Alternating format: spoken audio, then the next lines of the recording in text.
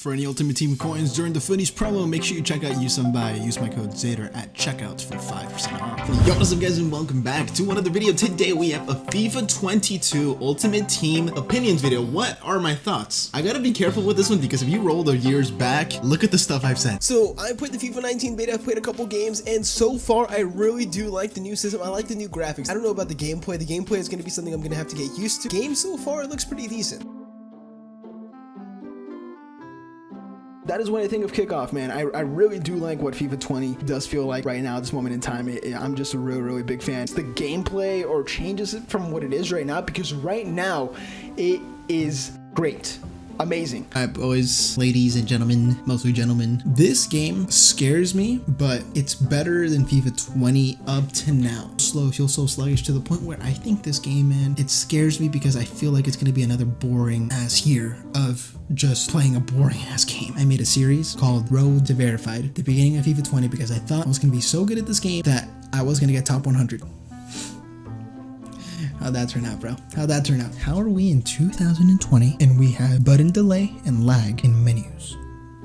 Someone please tell me. Now I want to keep this one short, about 5 minutes long. Of course, I have played FIFA 22 Ultimate Team because of the beta. First of all, I got Pro Clubs and Kickoff through my beta code at first. And then EA started kind of releasing all the game modes. And I believe by next week, everyone that has access to the beta will have all the game modes. And I believe there should be another batch of beta codes going out right before the beta does end on September the 1st, which is 7 days away now. If you guys have had access to the beta and played Ultimate Team or just played everything in general, I guess from FIFA 22, let me know what your thoughts are in the comment section down below. I'm actually not, we'll get into it, what I'm thinking, but you know, I'll get into it in just a second. Please drop a like on this video, guys. If we can get 30 likes on this video, let me know what you guys think, how I said in the comment section down below. Subscribe to the channel, guys, if you guys are new. We are getting closer and closer to FIFA 22, which means I have a new setup, and we're gonna be getting closer to making a bunch of new content here, which I'm super excited about. So you guys have any idea of what I should put in my background, let me know as well. Okay, so let's get into this. Now, be aware, the only time I've played FIFA 22 Ultimate Team has been with super high-end players. I don't know if you guys know this, but there's this thing called the FIFA 22 Open Beta Pack, which basically they give you like a bunch of high-end, high-rated players like 99s, 98s, like Mbappe's, Ronaldo's, Salah's, De Bruyne's, Messi's, Neymar's, and it basically allows them to see how the game would play as the game progresses throughout the year with higher-end cards. So this is when I got Ultimate Team, so I've played with really high-end card. Now I'm gonna put some gameplay clips on the screen as we go, but these are not gonna be mine. Let me just make that very clear. I do not want to get banned. EA Sports, okay? This is public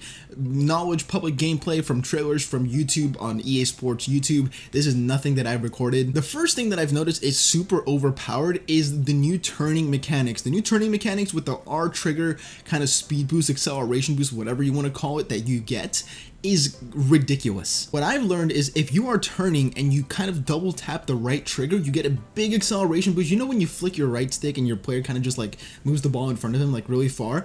That's kind of what it does. But if you do it at a certain angle, you get a speed boost going from here all the way to there, and you're able to keep the ball. And it's really OP, which doesn't surprise me because this is basically the bridge, but even more OP. You can only do it like once, and then there's a cooldown period, of course, but in my opinion, it's still super OP. Now this is where it gets kind of ugly. One thing that is still super overpowered that I really wish they can fix over time is going to be the AI blocks. I think the AI blocks are really strong right now to the point where it's not as bad as FIFA 21 was, but they're still noticeably like a little bit too strong sometimes. One thing that is really strong that I actually kind of like, but it's annoying to kind of get used to at first, is tackling. Manual tackling with defenders is actually really strong. So when you press B and you're winning the ball back with like someone like Rafael Varane, like a 95 United Varane, which is what we have in the beta, no matter what skill move you do, most likely you're not going to get past him, so you have to pass around him and he's going to win the ball back. Probably, I think at this point FIFA 21 was like 60% of the time a manual tackle would go through. I think right now it's like 90% of the time you don't really get that many bounce backs, which I think is great. It's just something that you have to really get used to because skill moves sometimes seem like a little bit too obsolete, especially when you come up against like high-end defenders. Left stick dribbling once again is very strong, but it's very noticeable to the point where for example I should say, CR7, Varane, when they're on the ball, of course these are bigger, taller players,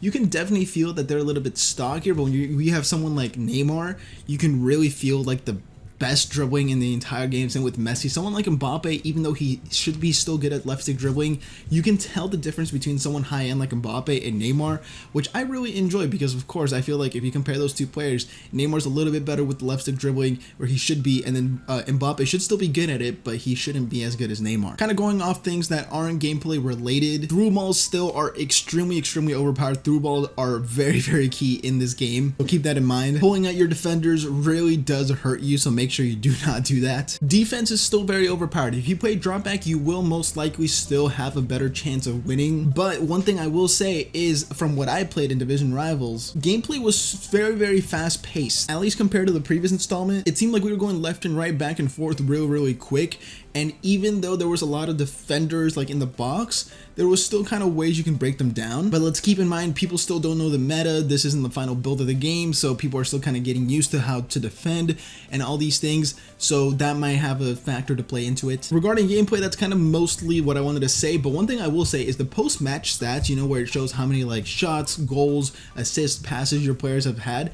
Those stats are actually so sick. Like, it's very cool what they've done. They've put a lot of effort into it, and I think it's a really big addition to the game, even though for some people they might not really care. The store is completely revamped. I think the store looks incredible. You guys are going to see it when the time does come. I think the season revamp that they've done with rivals and champs and all that stuff is great as well. We will be able to see that when the game finally does come out. And then the new pack animation, which you guys will probably find online somewhere. I like it a lot actually so far. What we've seen, they are kind of not giving us the whole animation. They've only giving us like the walkout animation with the little stage, because there's usually a tunnel. There probably will have like a tunnel type thing to kind of like hype it up and have like a little walkout type thing, but they haven't revealed that just yet, so we only have part of the walkout animation, the pack animation I should say. But overall, if I had to rate the gameplay, if I rate FIFA 21, I would give FIFA 21 like a 4 out of 10. I think this game right now is like at a 7.5 out of 10. I think I'm not having that bad of a time on it, to be honest. Like, I'm actually able to enjoy myself. It's fun. I'm able to score goals. I'm able to break people down.